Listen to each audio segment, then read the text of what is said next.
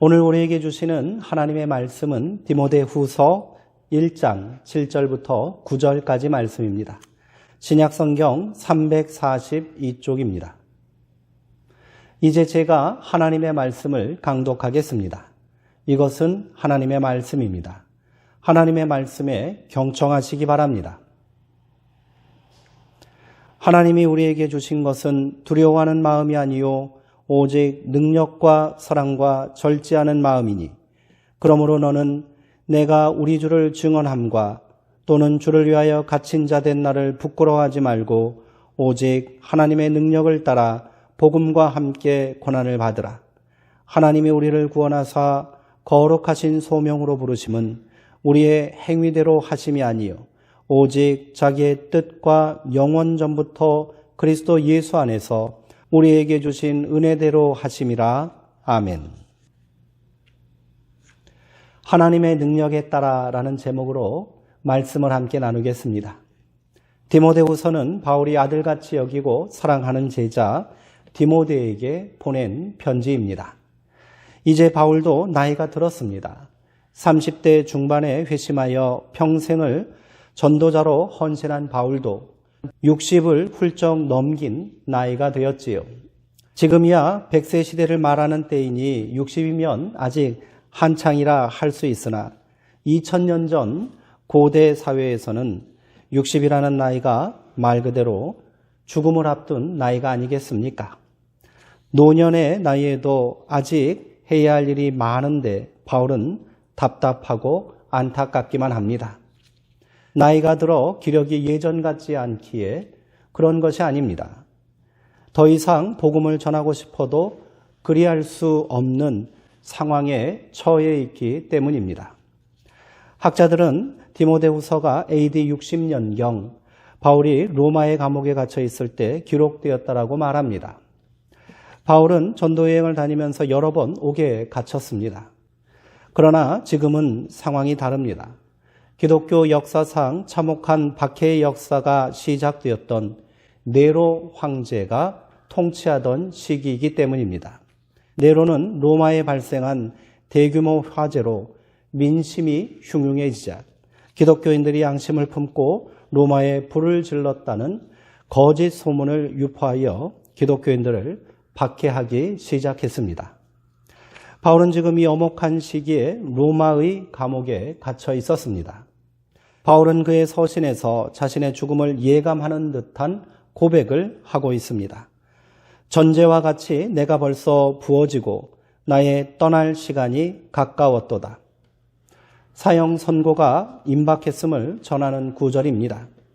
그러므로 디모데후서는 그저 바울이 사랑하는 제자에게 안부를 묻고 자신의 사정을 전하는 사사로운 편지가 아닌 거지요. 이는 바울의 마지막 유언과도 같은 비장한 서신인 것입니다.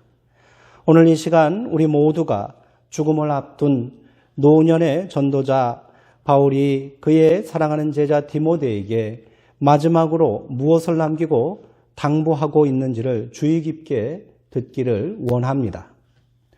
이 편지를 쓸 당시 바울은 어떤 심정이었을까요? 지금 그는 절망에 빠져 있습니다. 서신 곳곳에는 그의 두려움과 근심이 가득합니다. 어차피 죽음을 각오한 전도자의 삶이었으니 죽음 따위가 두려워서 그런 것은 아닙니다. 바울이 근심하고 두려워하는 이유는 그동안 자신이 뿌린 복음의 씨앗들이 열매 맺지 못하고 사라질지도 모른다는 두려움 때문이었습니다. 바울은 4장 10절에서 데마와 그리스게와 디도가 세상을 사랑하여 나를 버리고 떠나갔다라고 말합니다. 이들은 바울의 전도를 받고 바울과 함께 복음에 헌신하였던 신실한 동역자들이었습니다. 그러나 박해를 견디지 못하고 하나둘 바울을 떠나고 만 거지요. 심지어 16절에는 내가 처음 로마로 압송되어 법정에서 변론할 때 나와 함께한 자가 하나도 없고 지금은 다 나를 떠나고 버렸다라고 말하고 있습니다. 바울의 절망과 안타까움이 어떠했는지를 알 수 있는 대목 아니겠습니까? 바울은 조급합니다. 사랑하는 제자 디모데도 떠날까 두렵기만 합니다. 그래서 바울은 너는 어서 속히 내게로 오라고 간절한 마음으로 호소하고 있습니다. 마음이 흔들리고 있는 도마도 함께 데려오라고 말합니다. 한 발 한 발 더 가까이 다가오는 죽음의 문턱에 서서 노년의 바울은 때가 급합니다. 이대로 포기할 수 없습니다. 복음을 전하는 일을 절대로 멈춰서는 안 되기 때문입니다. 바울은 이러한 절박함으로 디모데에게 말합니다. 하나님이 우리에게 주신 것은 두려워하는 마음이 아니다. 바울은 박해와 두려움 앞에서 절망과 낙심 가운데 있을 어린 디모데에게 두려워하지 말라라고 말하고 있습니다. 바울이 말하는 두려워하는 마음은 비겁한 마음이라는 뜻입니다. 비겁하게 숨지 말라는 겁니다. 하나님께서 주시는 마음은 오직 능력과 사랑과 절제하는 마음이니 하나님의 능력을 믿고 담대히 나아가라는 말이지요. 바울은 디모데에게 어떠한 고난과 박해도 이길 수 있는 하나님의 능력이 너와 함께하고 있다라고 말하는 겁니다. 그렇다면 바울이 말하는 하나님의 능력이란 무엇이겠습니까? 오늘 함께 읽은 8절의 본문을 다시 한번 읽어보도록 하겠습니다.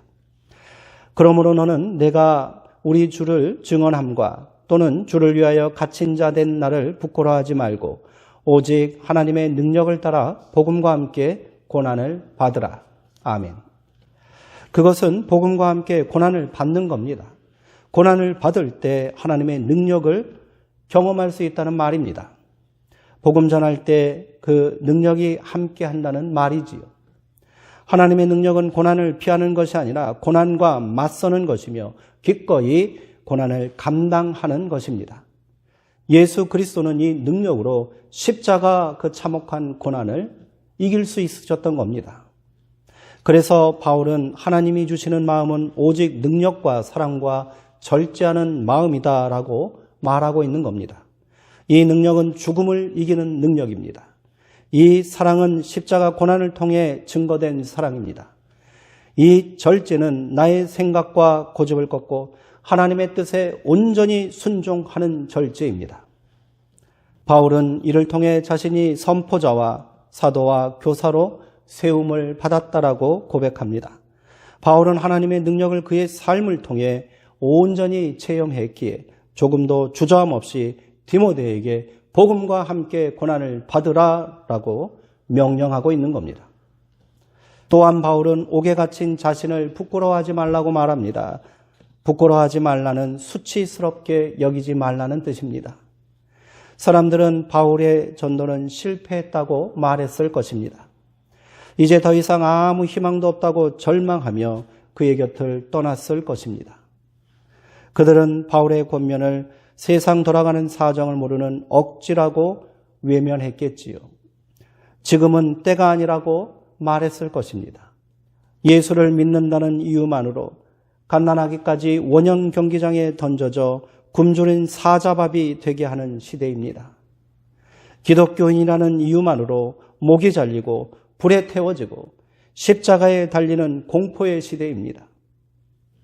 신분을 감추고 숨죽이며 숨어 지내는 것이 최선일진데 그래도 나가서 복음을 전해야 한다는 바울을 사람들은 제정신이 아니라고 비난하고 멀리 했을 것입니다.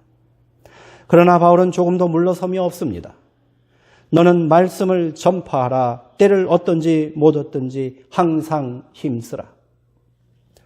복음을 전하는 전도자의 사명이 나를 부르신 하나님의 뜻일진데 어찌 때를 핑계대고 주저할 수 있느냐는 말입니다. 바울은 디모데에게 너는 모든 일에 신중하여 고난을 받으며 전도자의 일을 하며 내 직무를 다하라 라고 명령합니다. 신중하라라는 말은 정신을 차리라는 경고의 말입니다. 정신을 바짝 차리고 고난을 각오하고 담대히 전도자의 일을 하는 것이 너의 직무다라고 말해주는 거지요. 실패가 뻔히 보이는 길일지라도 그 길이 필경 고난의 길임이 분명해 보일지라도 그것이 하나님께서 내게 주신 사명이며 죄로 인해 죽을 수밖에 없는 나를 십자가 권능으로 사하시고 새 생명을 허락하신 하나님의 뜻이기에 바울은 그 전도자의 길을 멈출 수 없다라고 말합니다. 바울은 자신이 걸어온 그 길을 사랑하는 제자 디모데에도 기꺼이 감당하기를 소망하는 마음으로 지금 이 편지를 쓰고 있는 겁니다. 바울이 순교한 이후 디모데가 어떠한 삶을 살았는지는 우리가 알 수 없습니다. 그러나 분명한 것은 그가 바울의 간절한 명령에 순종하여 평생을 고난의 길, 전도자의 삶을 살았음을 확신합니다. 바울의 마지막 호소를 가슴에 새기고 목숨을 걸고 복음을 전한 또 다른 디모데들로 인해 끔찍한 박해와 만행을 저질렀던 로마는 결국 복음 앞에 굴복하고 말았다는 사실을 기억하시기 바랍니다. 바울이 순교한 지 300년이 지난 후입니다. 300년 동안 기독교인들은 박해를 견디며 목숨을 걸고 담대히 복음을 전했습니다. 때를 얻든지 못 얻든지 그들은 담대히 복음을 외쳤습니다. 장작더미 위에 묶여 온몸이 타들어가는 고통 가운데서도 예수를 부인하지 않았습니다. 원형 경기장에서 맹수들에게 온몸이 찢기고 잘려나가도 함께 끌어안고 하나님을 찬양했습니다. 이것이 바울이 말한 하나님의 능력입니다. 이 능력이 거대한 로마를 이긴 것입니다. 이 능력이 도무지 끝날 것 같지 않았던 박해의 역사를 멈춰 세운 겁니다. 말씀을 정리하며 오늘 우리의 믿음의 자리를 정직하게 돌아보길 원합니다. 바울은 같은 서신 3장에 말세의 고통의 때에 대하여 증언하고 있습니다. 사람들이 자기를 사랑하고 돈을 사랑하며 자랑하며 교만하며 비방하며 부모를 거역하며 감사하지 아니하며 거룩하지 아니하며 무정하며 원통함을 풀지 아니하며 모함하며 절제하지 못하며 사나우며 선한 것을 좋아하지 아니하며 배신하며 조급하며 자만하며 쾌락을 사랑하기를 하나님 사랑하는 것보다 더하며. 네로 황제의 악랄하고 잔혹한 만행이 고난이 아니란 말입니다. 사람들이 하나님을 사랑하지 않고 욕망대로 욕심대로 제멋대로 사는 것이 말세요 고통의 때요 고난의 때라는 것입니다. 잊을만 하면 터져나오는 끔찍한 범죄로 할 말을 잃게 만드는 세상입니다. 분노를 제어하지 못하고 약자를 폭행하는 묻지마 폭력이 판치는 세상입니다. 용돈을 적게 준다고 잔소리를 한다고 부모를 죽이는 세상이 되었습니다. 자기를 사랑하고 돈을 사랑함이 최고의 가치요 최고의 자랑이 되어버린 세상입니다. 도무지 부끄러움이 없습니다. 자기 욕망을 채우고 욕구를 분출하기 위해서는 아무런 꺼리낌이 없습니다. 지금이 바로 말세의 때, 고난의 때가 아니고 무엇이란 말입니까? 바울은 계속해서 그때가 이르면 사람이 바른 교훈을 받지 아니하며 귀가 가려워서 자기의 사욕을 따라 스승을 많이 두고 또 귀를 진리에서 돌이켜 허탄한 이야기를 따르게 된다라고 경고합니다. 지금이 바로 그때가 아니겠습니까? 요즘처럼 전문가가 많은 시대가 또 있는가 싶습니다.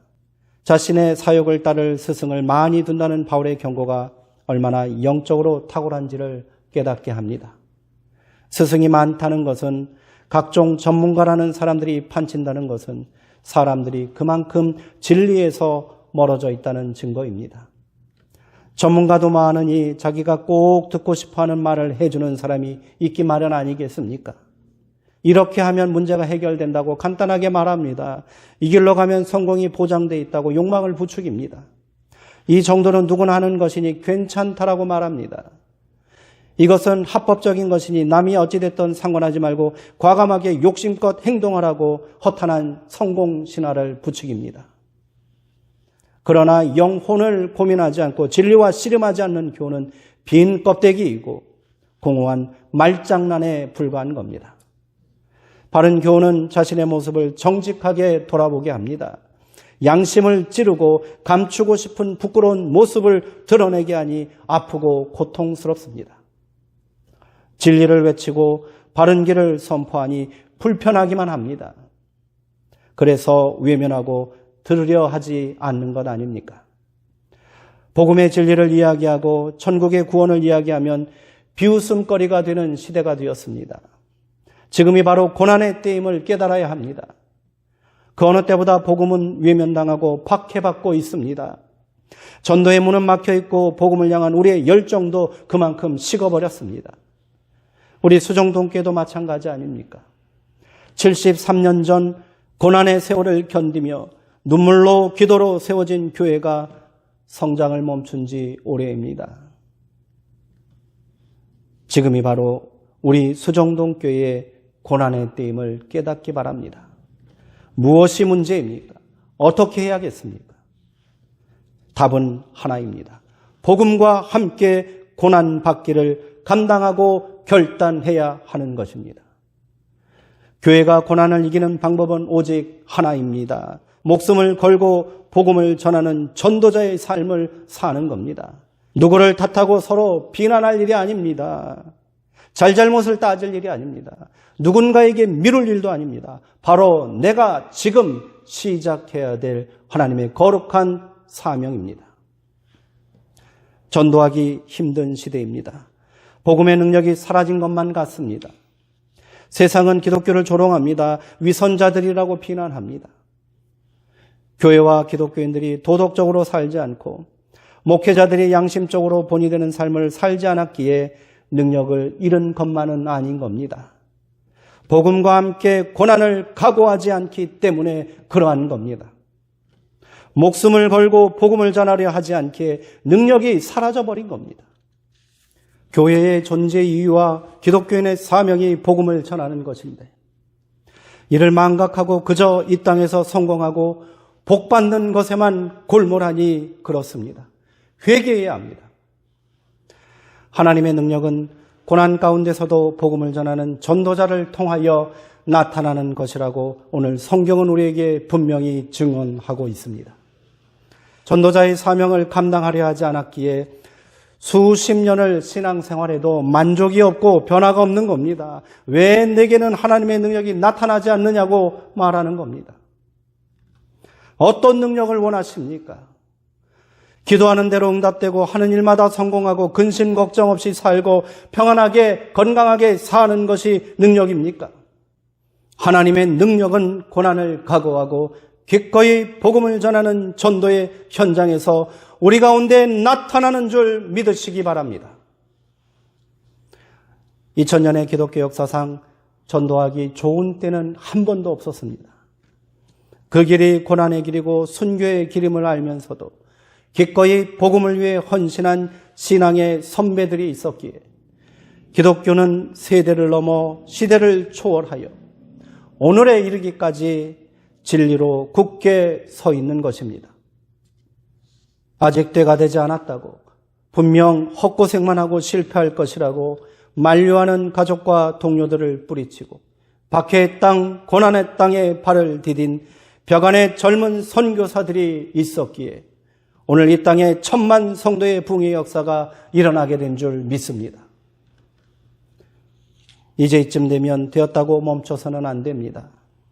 결과가 뻔하지 않느냐고 패배의식에 빠져서도 안 됩니다. 내 믿음 하나 지키기도 벅차다 외면해서는 안 되는 겁니다. 전도의 사명은 바로 오늘 내가 감당해야 할 하나님의 거룩한 사명임을 잊지 마시기 바랍니다. 나는 능력이 없다고 뒤로 물러서지 마십시오. 전도는 나의 능력으로 하는 것이 아니라 하나님의 능력으로 하는 것입니다. 거절당할 것이 뻔하고 자존심만 상하게 될 것이라고 포기하지 마십시오. 오늘 내가 당한 모욕과 고난이 귀한 생명을 구원하는 역사가 된다면 마다할 일이 아닌 겁니다. 이제 우리 모두가 수정동교회 부흥을 위해 다시 기도하고 일어서야 할 때입니다. 내가 해야 합니다. 함께 감당해야 할 사명입니다. 복음을 전합시다. 전도합시다. 외면당하고 모욕당하고 거절당하신다면 기뻐하시기 바랍니다. 바로 그 고난의 자리가 하나님의 능력을 경험하는 자리이기 때문입니다. 함께 결단해 주시기 바랍니다. 전도가 교회의 본질이고 사명이며 주님의 지상 명령일진데 어찌 외면하고 주저한단 말입니까? 지금 이 시간부터 소중한 영혼, 귀한 생명을 마음에 품고 기도를 시작하십시오. 불신 영혼을 품고 기도하는 것이 바로 전도의 시작입니다. 그리고 기꺼이 복음과 함께 고난을 받겠노라 결단합시다. 사랑하는 사람, 귀중한 영혼들을 찾아갑시다. 하나님의 능력이 우리와 반드시 함께할 줄 믿습니다. 기도하시겠습니다. 하나님, 오늘 우리에게 또다시 사명을 일깨워 주시니 감사합니다. 성령이 주신 감동에 응답하여 이제 우리가 다시 전도의 현장으로 달려가기를 결단하오니 연약하고 믿음 없는 저희를 하나님의 능력으로 다시 일으켜 세워 주옵소서. 결과를 걱정하지 않게 하시고 실패를 두려워하지 않게 하옵소서. 오늘 우리의 실패가 내가 당한 고난이 바로 전도이기 때문임을 잊지 않게 하옵소서. 그렇게 하나님께서 말세의 때, 고난의 때에 우리 수정동 교회를 부르시고 세우신 줄 믿습니다. 한 마음으로 모든 성도가 응답하게 하시고 생명이 다하는 그날까지 전도자의 삶을 멈추지 않게 하옵소서. 예수님의 이름으로 기도하옵나이다. 아멘.